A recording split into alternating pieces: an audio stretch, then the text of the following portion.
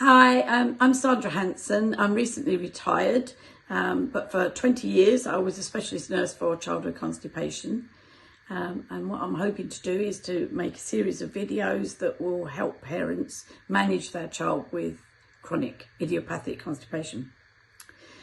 Just to recap, on our last video, we talked about the NICE guidelines and how first-line treatment was a Macrogol, and we talked about how the Macrogol works, how it adds water to the poo and makes it softer and makes it easier for the child to pass. One of the biggest problems that we've had from parents over the years is the fact that sometimes they found it very difficult to get their child to take the Macrogol. So I thought what I'd do is talk about some of the ideas that parents gave me and some of the things that they did in order to get their child to take the Macrogol. I've written them down on a bit of paper so that I don't forget them.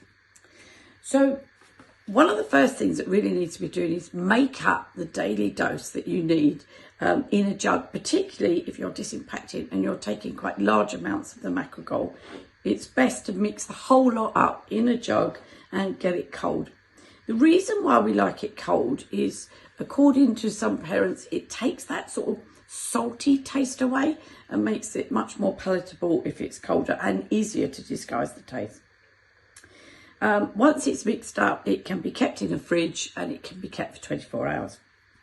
Now, first of all, let's think about the Macrogols. They themselves are different flavoured. So when you think about what you're going to be actually mixing it with, think about the flavour of the Macrogol.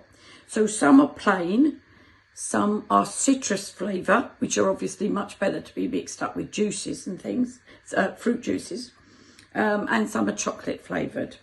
So some of the ideas that parents have shared with me after they've mixed it with the right amount of water is they have added it to flavoured water. Lots of people use flavoured water, particularly the lemon and lime flavour is supposed to be very good. Strong flavours of the squash. Some things like Vimto are very strong. That's quite hard, makes it easier, not hard, makes it easier to disguise the taste. Lots of people once added up with water, add it to milk or milkshakes. The chocolate flavour Macrogol is very good for that, for making it up in a chocolate milkshake. Some people make ice lollies with it, especially if you add it to squash or juice. Make some ice lollies. Just remember, if you make ice lollies with it, which ones, and you've got more than one child, which ones have got the Macrogol in and which haven't.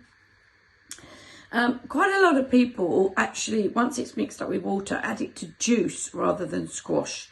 When you mix up a Macrogol, it does have a different texture, and particularly some children with sensory issues very easily pick up on the fact that it feels different, doesn't feel like water in their mouth. So lots of people add it to a juice because juice is thicker, particularly things like juice with bits in it or something like that. Lots of people do add it to, mix it up, then add it to cartons of juice or fruit shoots. I had one lad who had autism and would only ever drink orange Capri Suns. So we mixed it up with an orange Capri Sun in a glass, gave it to him. He said it was gross, was his actual words, wouldn't take it. So now his mum mixes it up. She literally syringes it back into the carton, pops the straw in, and he just drinks it from the carton. Other people have made jelly with it. Jelly works very well. The granules don't work so well as the cubes. So mix the jelly cubes up with the right amount of water. And when you top it up with cold water, top it up with the already mixed up Macrogol water. That's a very good way of disguising the taste. Others have made Angel Delight with it. They've done very well with that. Again, the chocolate flavour is very good with the chocolate Angel Delight.